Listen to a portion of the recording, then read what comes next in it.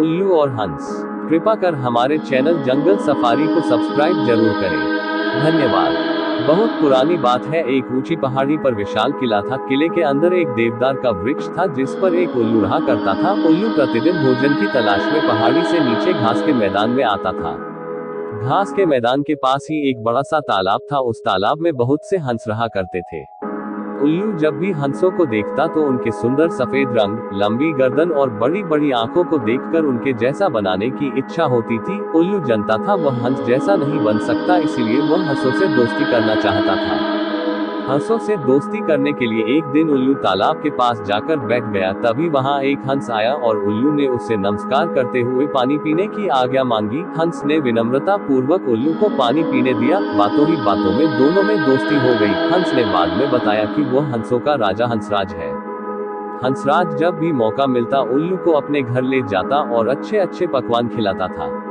उल्लू हंसराज से बहुत अधिक प्रभावित था। अब उल्लू को डर लगने लगा कि कहीं हंसराज को उसकी हकीकत पता चल गई कि वह तो साधारण सा उल्लू है तो हंसराज उससे दोस्ती तोड़ देगा। इसलिए उल्लू ने अपनी दोस्ती को बचाने के लिए हंसराज से झूठ बोला कि वह उल्लुओं का राजा उल्लूक राज है और ऊंची पहाड़ी जो किला है वह उसी का है और उस किले में उसकी फौज रहती है।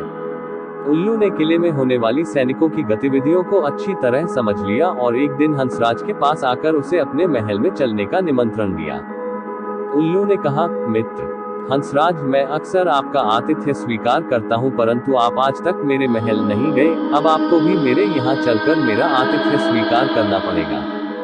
शुरू में तो हंसराज ने कुछ बहाना बनाया, लेकिन उल्लू की बातों के आगे उसे झुकना पड़ा और वो उल्लू के साथ जाने के लिए तैयार हो गया। दूसरे दिन उल्लू हंसराज को अपने साथ ले गया और देवदार के वृक्ष पर जाकर दोनों बैठ गए। उस समय सैनिकों की परेड शुरू होने वाली थी। कुछ ही देर में सैनिकों की परेड हुई और झंडे को सलामी दी गई। हंसराज को लगा सलामी उल्लूकराज को दी जा रही है। उसी समय उल्लू बोला, मित्र ये सलामी तुम्हारे लिए दी गई है और जब तक तुम यहाँ रहोगे तब तक प्रतिदिन इसी तरह सलामी होगी। दूसरे दिन किसी कारण बस सैनिकों को किला छोड़कर दूसरी जगह जाने का आदेश प्राप्त हुआ। प्रातः सभी सैनिक अपना सामान लेकर किले से जाने लगे। तभी हंसराज ने उल्लू से कहा, मित्र उल्लूकराज, देखो आपके सैनिक बगैर आपकी आज्ञा के किला छोड़कर जा रहे हैं। ये देखकर उल्लूकराज असमंजस में पड़ गया और उसे कुछ समझ नहीं आया और अपने स्वभाववश घू घू की आवाज निकालने लगा। उल्लू की घू घू की आवाज सुनकर सैनिकों ने इसे अपशगुन जानकर किले से जाना स्थगित कर दिया। सैनिकों के रुक जाने पर उल्लू बोला, देखो मित्र, मेरी आज्ञा से सैनिक रुक गए हैं और जब तक आप रहोगे तब तक ये कहीं नहीं जाएंगे। दूसरे दिन प्रातः सैनिक फिर से जाने के लिए जैसे ही तैयार हुए उल्लू फिर आवाज निकालने लगा। उल्लू की आवाज सुनकर सेनापति को क्रोध आया और उसने धनुष पर तीर चढ़ाते हुए उल्लू को निशाना लगाकर तीर चला दिया, लेकिन वह तीर उल्लू को ना लगकर हंसराज को लग गया और हंसराज ने वही अपने प्राण त्याग दिए।